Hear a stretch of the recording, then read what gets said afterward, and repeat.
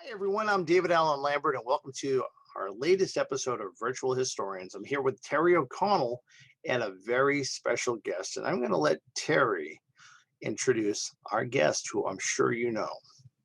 Well, I'm just very excited to have Megan Smolenyak with us. She is probably the one genealogist that I've always kind of fangirled over. So it's always exciting to get to talk to her.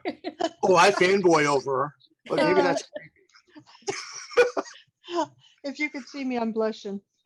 oh, Megan, it's so wonderful to hear your voice. I miss seeing you at conferences and around. I mean, I was trying to think the other day when the last time I may have seen you in a conference, it may have been the one that was in Vegas. Oh, I don't know. It's been a while. That's when I saw her. That's the only one I've seen her at. But Well, if anybody has ever met Megan, understand how amazing and her personality is great. As far as I'm concerned, you are the godmother of DNA research. I have your book still from long ago. It was, yeah, early one. Yes. How many years ago was that published now? Do you know that book was published in 2004? We wrote it in 2003, and I had to discipline myself. I wanted to write it like 2001, but I knew the market wasn't ready for it yet. But you know, that thing is still in all these years later, which really surprised me with that topic. Well, I was at the Deseret Bookshop in Salt Lake City, Utah, just a couple of weeks ago. Mhm. They had their stand and they didn't have a lot of books, but there was your book on the book stand. And I was like, hey, I know her. They had the Who Do You Think You Are book. Yeah, that was sweet. That was nice to see that. Thank you for sharing. Yeah, absolutely. You know, I think a lot of us take DNA for granted, but it was always something that we wondered about back in the 80s and the 90s. Never even really gave it much thought that we could ever find out in a quick way at what our ancestry or heritage could be by a spit test. I can still remember when it was blood tests when we did it. This is taking you way back, but Sorensen Molecular Genealogy Foundation, they used to use blood tests, and they had to find a non-invasive way to get it because their database was getting lopsided because apparently a lot of gentlemen are afraid of needles, or disproportionately. So it was getting heavily female. And that's why, if you remember, this is talking about the Dark Ages, they went to mouthwash for a while. They did, I remember that. Yeah. Yeah, we're taking everybody on a path into the past of genealogy, especially genetic genealogy. Yeah. Well, you know, it's funny because I remember when Sorensen was at NEHS, where I think I was only working there about 13 years, was FGS 2006. And they were set up in our rotunda taking the first test. It was through the mouthwash one. And I was like, I remember signing up for, was it Relative Genetics? Yeah, that's who wound up with their database eventually. I mean, I know that was a debated thing for a while. Some of it, because remember they had Y in mitochondrial, which Ancestry kind of sidestepped. So unfortunately, it has been lost. Oh, yeah, I know. Ouch. Yeah, I used to love the printouts from a couple of them. And the sad thing is we can't get that information back. No. Well, besides DNA, obviously what you've done with DNA and what you've done for the families of veterans is the real reason that we're having you on today as we approach the 80th commemoration of Pearl Harbor. December 7th, 1941. I think that date doesn't resonate some memory in your mind as a historian or an American. That is the 80th anniversary of the attack on Pearl Harbor, morning of that Sunday, December 7th. And a lot of news has been on about finding remains of the unknown in the Punch Bowl. And over the past, I don't know, Megan, I know that you haven't been directly involved with the Pearl Harbor, but just kind of a segue. For about the past decade, they've been maybe starting to identify the unknowns from the Oklahoma. The Oklahoma is a fairly recent initiative. I want to say that's only the past 3-4 years, something like that, maybe 5, something like that. Yeah, because it was a long time before they decided to do, let's say, collections like that, where there was debate about they've been put to rest. Do we take this next step? And then it was, a matter of what the family wanted and that kind of thing. And so they finally made the decision to do all the cases there. So, Right. and they should have a very high identification rate on that project because essentially they know who's there, you know. So, It's amazing when you think of all the unknowns. I mean, and then we kind of fast forward to the Tomb of the Unknown Soldier, who mhm. technically would not be unknown now. I mean, because of the technology with the DNA. I mean, I know that they probably wouldn't do it, but I would think that even for I read what remains they did find over in France at the time, that they probably could identify who he is now, or at least a near relative, correct? Two of the cases I've worked on over the years have been people who were regarded as unknowns Mhm. who were identified. But that's just two out of all the cases I've done. So How many cases have you done? I am creeping up on 1600, somewhere Wow. That's around there. Yeah. that's more than a regiment. That's almost like two regiments. We're going to call it the Megan Battalion. Well, I've been at it for a while, so and I mean, in fact, it's the work with the army that got me into DNA in the first place. I've been doing Right. it since technically I've been doing it since the last century. I've been doing it since '99. Really. Can you Hmm. bring us back to that first year that you were doing it and how you got involved and the reaction? I still love that photograph of you receiving the flag. Oh Um, yeah, that was my oh, first what a identification. powerful Yeah, photograph. yeah, yeah. Um, it's kind of serendipitous that I got involved. I lived in the DC area at the time, and I was on a book tour for my very first book. Mhm. And I was just speaking at a local bookstore, and a woman came to the talk who turned out to be the colonel who was in charge of the Army's portion of this initiative. Sure. And it was early days, they were still kind of figuring things out. And so what they had decided to do was try on a bunch of genealogists for size for about a year and see how it went. Sure. And that's what they did. And at the end of the year, two of us were given contracts, and I've been doing it ever since then. That's So it's amazing. a matter of right place, right time. But I also happen to be an army brat, so I feel like I'm the right person as well. I'm very happy to get to do this because it means the world to me. And in terms of what you were just talking about, that photograph, that Mhm. was the very first one of my soldiers to be identified. He was a Korean War soldier. And he was the Wow. first actually from the Korean War who had been identified in decades. And I went to his memorial at Arlington National, and much to my surprise, I was the only one not associated with the cemetery who showed up. Really? And yeah, well, this was early days. People now, I still attend a number of memorial services, and now you get large crowds. It makes the media, and it's usually kind of a big deal. But back then, nobody knew about it, right? So I was asked by the people performing the ceremony if I would receive the flag for the purposes of the ceremony, which I, of course, did. And immediately I want to make it clear, handed it back so it would be sent to the family, Oh, good. But it was a real privilege to stand in for him. Well, it's tremendous because being a child of a veteran myself, and if my dad hadn't come home from the Mm-hmm. war, well, if he Mm-hmm. hadn't come home from the war, my dad was in World War II, I would have been born. But in the context of, say, Vietnam, Mm-hmm. to give that closure to people, I mean, I can't even comprehend how it must be for the person to make that aha moment like you've done for 1600, and for the families to finally know dad's home, or the Well, brothers. I've done 1,600 cases. I don't know how many of them have been identified. It's Sure. a long process. More and more, it's picked up speed for a variety of reasons, one of which is just the technology keeps getting better.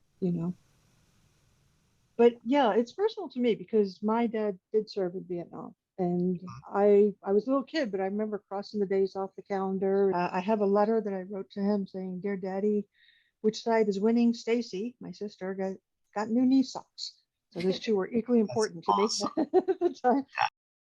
So That's I great. remember it, very well. And I was lucky he came home.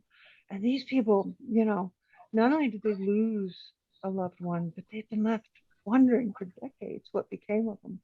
For Vietnam, I mean, even true with World War II and Korea, maybe not so much, but they're still finding crash sites, and they're finding, a, some fragments of bone or some human Yeah, remains of some yeah. sort that I think, if they had been found 25 years ago that would just be unknown. But there's hope now through efforts that you're doing and others, right? Yeah, yeah. I mean, there's just to give you some sense, there's still about 82,000 missing across all the conflicts. There were relatively few from Vietnam and Southeast Asia. We did a lot of those cases early on. And initially, we began with Korea, which had about 8,000. Of those, we managed to get DNA reference samples from over 90% of the soldiers. So, for example, when those 52 sets of remains, I think it was 52 sets of remains were returned a couple years back, I expected some fairly rapid identifications because I knew we already had the DNA samples. It was Sure. essentially a DNA bank. Mhm. Initially, there wasn't too much in the way of World War II, and World War I is still just an exceptional thing. I only get to do a World War I case from time to time. That's usually like when you read a story about a French farmer plowing a field and finding something or that kind of Yeah. thing. Yeah, that kind of thing. But they get identified. Some of the ones I've been to services for soldiers from World War I, but the majority who are missing still are from World War II. That's about, I'm going to say, like 85, 90% of the 82,000 I told you. And most of those, about 3/4 of those, are from like the Indo-Pacific area. Yeah, I And was going to ask if it was Europe or yeah.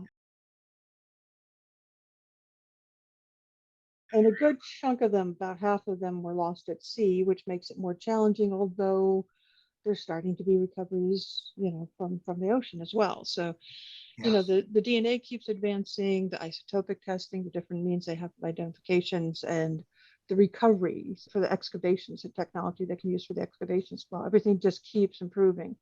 And so, better and better and better. And the resolution rates are getting swifter now than they used to be.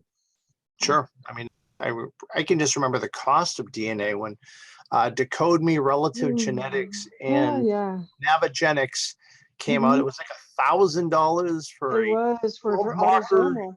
Yeah, Yeah. it was for autosomal. I have to tell you though, for the repatriation efforts, the DNA is a little bit different. In the early days, they only used mitochondrial. The reason that when you're dealing with degraded remains, it's a little bit different than what genealogists do. Mitochondrial DNA is more plentiful, and so it's more resilient in a sense. It was easier to secure enough to amplify and test.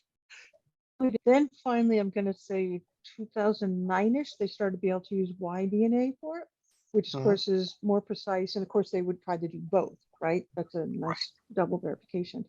And then I'm going to say it's about 5 or 6 years ago, they started using autosomal, but again, it's not the way genealogists do it. Right now, because we're dealing with degraded remains, you have to have fairly close relatives. You're mostly hoping for cases where the soldiers did live long enough to have children, or if they still have siblings alive, that kind of thing. You're hoping for really close relatives. I assume, like everything else, that will start stretching as well, and they'll be able to do it with, relatives who are more and more distantly related, the way we can when we're, just looking for our cousins. I think about World War I being so long ago, but I remember was in recent years they brought up the Hunley, the Confederate submarine, and they knew who was on it. But did they use DNA to determine who each one You of the know, skeletal remains I were? saw I saw a documentary on that, and unfortunately, they did do DNA, but somebody messed up and they did DNA on a step relative. I worked Oh, on the USS Monitor. I don't understand, from all the research I did, I don't understand why there hasn't been at least one identification announced. There still hasn't been. But wow. from all the data, and not just the DNA, we're talking all the information. Right.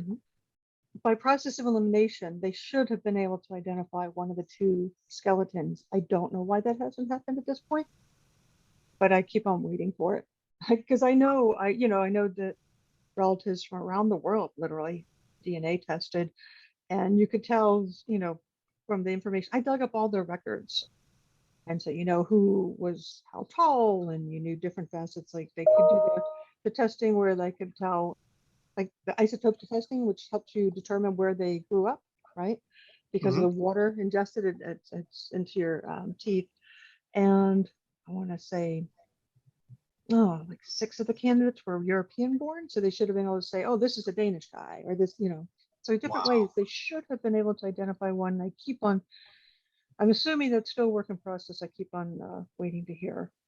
So Well, it's funny, you talk about remains, and of course, with the, I mean, going way back, well, when we were fighting with stone knives,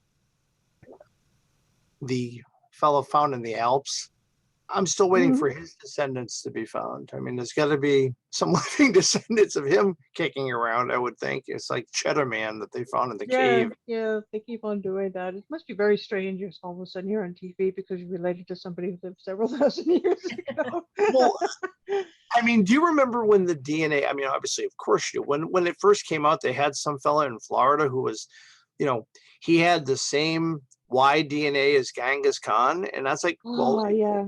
and I'm They like, messed, it doesn't mean it's his descendant. It's no, no, and they messed it up. Yeah, yeah, yeah, yeah. In the early days, you know, some of the TV shows and so forth, they took liberties. They would say people were cousins just because they had the same haplogroup, either maternal or paternal yeah. haplogroup and that kind of stuff.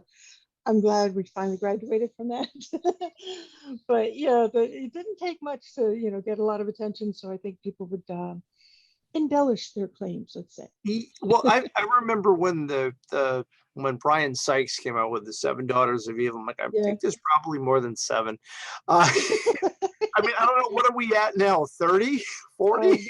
Thank goodness he did that because he brought a Yeah. lot of attention to the field, So yeah, I mean, for the longest time, like I remember since I started doing DNA early, it took me, I was already established speaker and writer, but it took me Mhm. 2 full years to get anybody to accept a lecture on genetic genealogy or an Unbelievable. article.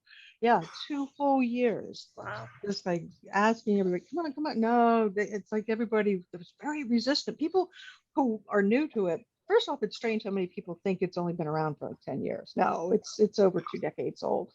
But people who are newer to it also forget how much resistance there was to it initially. I mean, I got a lot of pushback in the early days. I think a lot of people thought that, oh, this is going to replace traditional genealogy. It's like, no, no, no, the two play really well together. You can Mhm. go further faster with both of them. Yeah. And sometimes you can solve a mystery with DNA that you can't with traditional research, and sometimes vice versa. It just depends. But usually you want them in conjunction. But there was just so much pushback in the early days. I'm trying to think. Dawn Devine was another fairly early one, and Christine Rhodes. Those are Oh, those. Christine, gosh. Yeah. Yeah, yeah, yeah. Those are the first sort of fellow professionals I remember actually venturing out there saying, "Hey guys, really, there's something here. We should pay attention to it." So, Well, I remembered writing an article for American Ancestors magazine. Gosh, it could have been New England Ancestors magazine that far back. And it was comparing the three Decode Me, Navigenics, and mhm, 23andMe mhm. on the health statistics, and say what you got for each one. And back then, of course, was $1,000. Yeah. And I remember my family saying, they're going to clone you. This is Yeah, and I'm like, yeah. really? I said, that's great, because I already had one clone, my child. So I thought, yeah, an extra one could cut my lawn, go to work for me. I'm like, this is great.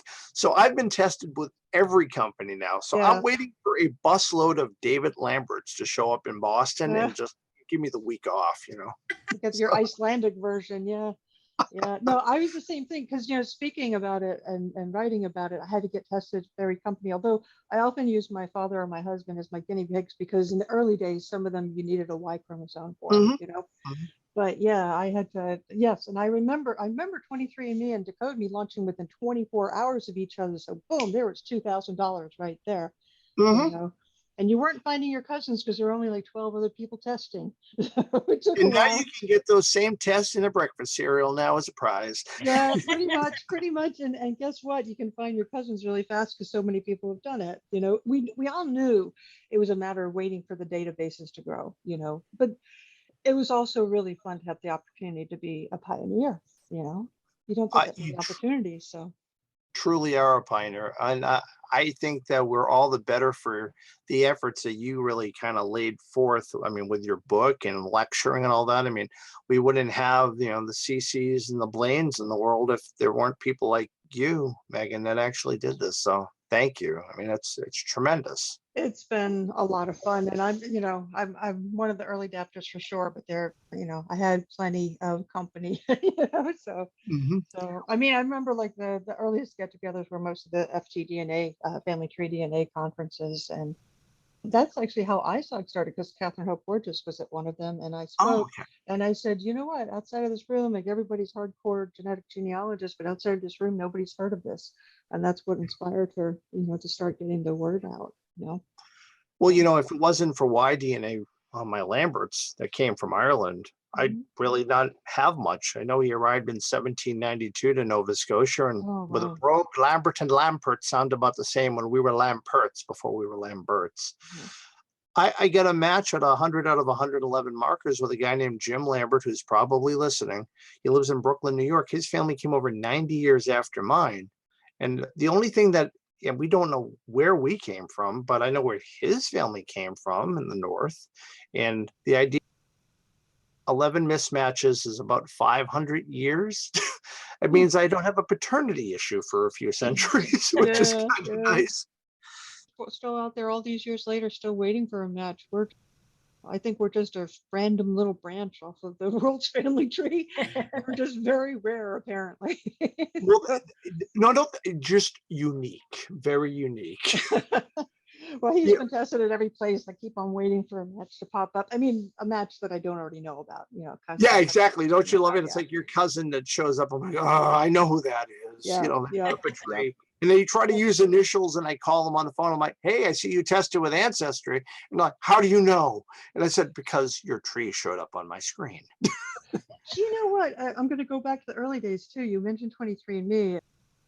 I was actually 23andMe's first family surprise. In fact, Really? I had to explain to them how I figured it out. What happened is I was one of their beta testers. Hmm. And back then, 'cause I'm speaking so much about it, writing, I tested the tester without telling them. And I created a little experiment. They gave me a subsidized rate since I was a beta tester. And I accidentally, through my experiment, wound up discovering that my father's only brother was really his half brother. And Oh, and I had I just tested the right combination of people to piece that together. And so I had to figure that out. And then I explained to them, and they're like, wait a minute, how did our stuff show you that? And it's like, okay, I had to walk them through. And I remember in the early years, they used to use that kind of as a case study to explain to people that, hey, you could get a surprise here, you know. But it was kind of strange because, I'd been doing genealogy forever by then already. And I had no inkling that my dad's brother was only his half brother. So Well, that, I had the same story in my family. It was a story, and my cousins didn't believe me. My dad said to me that his siblings or male siblings were all half siblings. And I'm like, all right, well, dad's gone. He died in 99. My uncles and aunts are all gone. I said, well, the cousins aren't. So when I tested them and they came up as half cousins, I'm like, see? And then we had one half brother alive.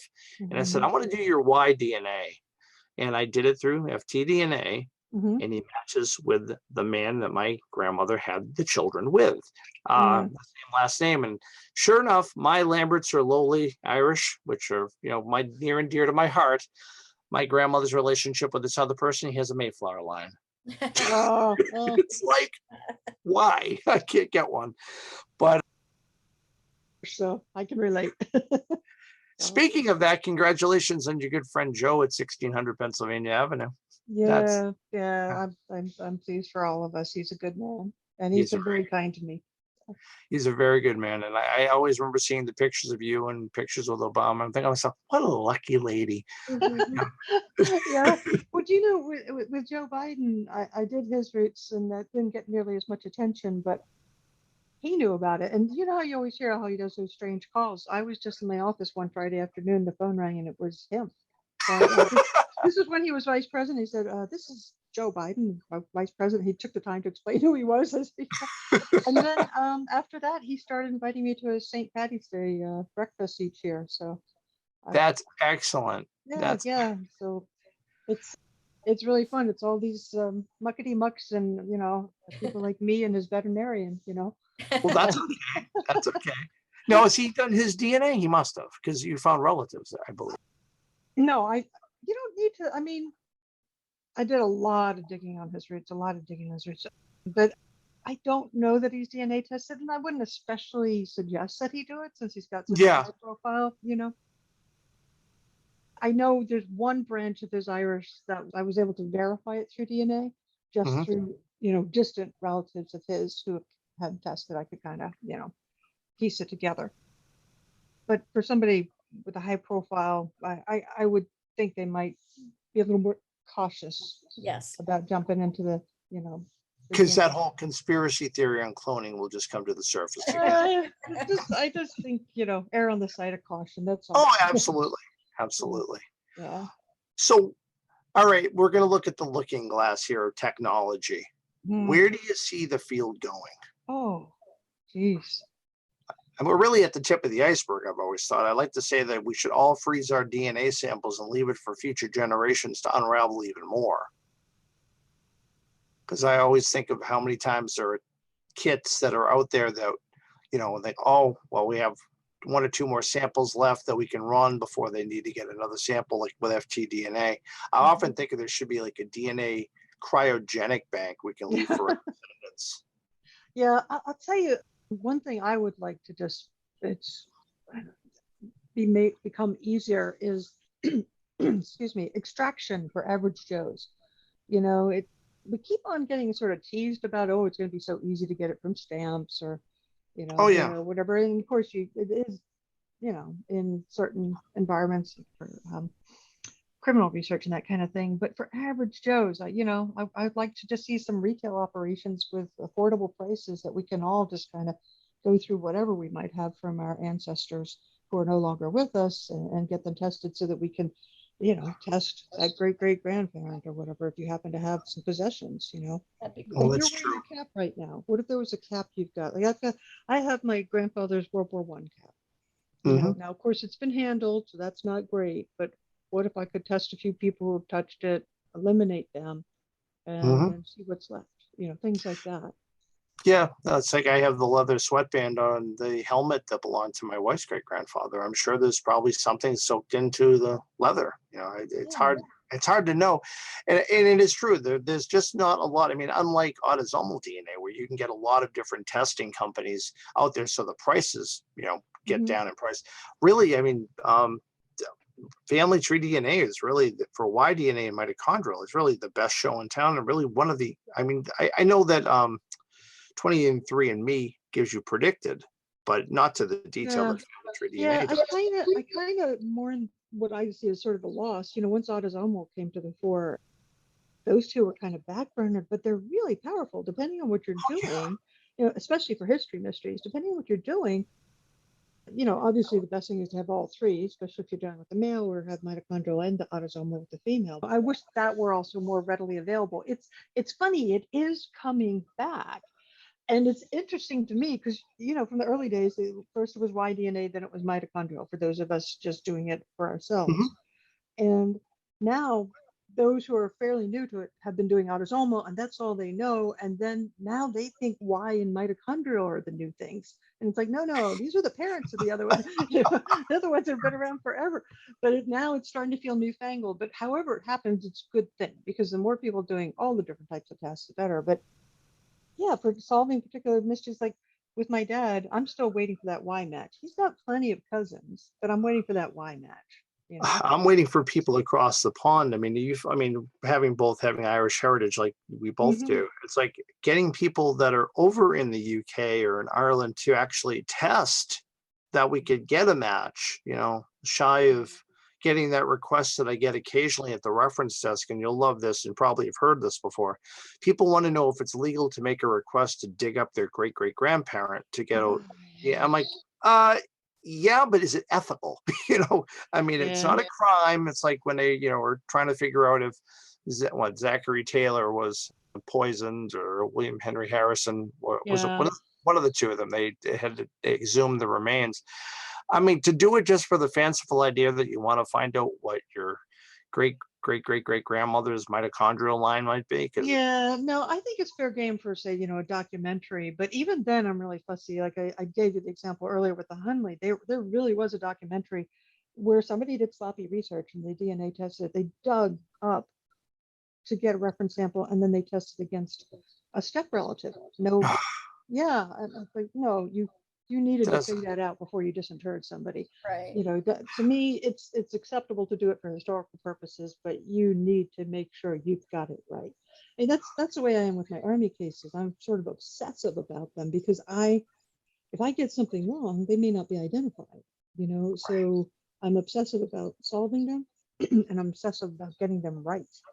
You know. well, I again, being the child of a veteran, and being following what you've done for so many years. Thanks what you do all the time. It's amazing, Megan, and continue to do it. Never retire from it. Because and maybe there'll come a day that what you do won't be necessary, because that's that maybe we won't have wars, and maybe we don't have veterans that are unidentified or go missing. But as you said, what, over 80,000 Yeah, missing? there's still 80,000 accounted for. Yeah, it's unfortunate. And you think that a lot of them still have family that are around, maybe even be grandchildren or great grandchildren or great nephews and nieces. I mean, it's still in resident memory, World War II, and for some people even new people from World War I, and the stories passed down. The dad never came home, so so I, It's I'm not a vet to salute you, but I salute you. And well, I really, really appreciate having you on the show. I said to myself, to Terry, I said, we really need to have Megan on the show with Pearl Harbor coming up.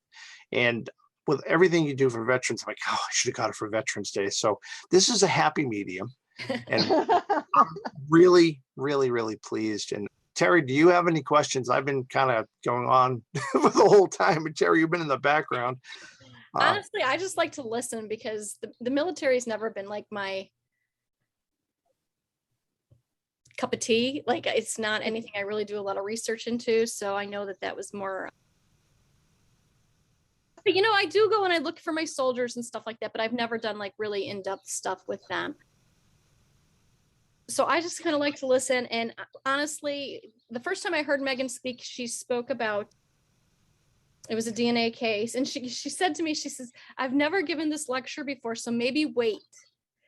And I was like, oh no, I can't. And it was at NGS in Vegas, and it was outstanding. It was outstanding. I was like just floored. Yeah. So thank you. I honestly, like, if she's ever in your area speaking, you definitely need to go hear her. As I told her before you got on, David, all my societies in the area, I always ask, can you just bring Megan in? I've hit 43 states and half a dozen countries so far. So that's awesome. Well, that means you can't retire anytime soon. I'm not planning on it. No, I still have way too many mysteries to solve. Awesome. That's wonderful. And that is the truth about genealogy and history. And I think that if it was ever all done, what would we end up taking up as a hobby? I mean, I suppose I could learn mountain climbing or something. Okay. No, I think I'll stick to genealogy. Having my 2 feet firmly planted on the ground is probably safer, even though I've fallen in some ditches at cemeteries, but that's a story for another episode. Well, on behalf of myself, and I'm sure also with Terry, Megan, thank you for being our guest. And again, thank you so much for what you do. And everyone, if you have a veteran out there that you have in your family, and give them an extra hug. The idea that so many of them never came home is riveting when you hear the number over 80,000. How many families that were affected with no closure. But thanks to Megan, all the work that she's done has really brought closure from many families, and probably many more to come. So we are virtually yours, signing off from this episode, and stay tuned for our next time that we come on and give you a different way of looking at the past. Thank you so much.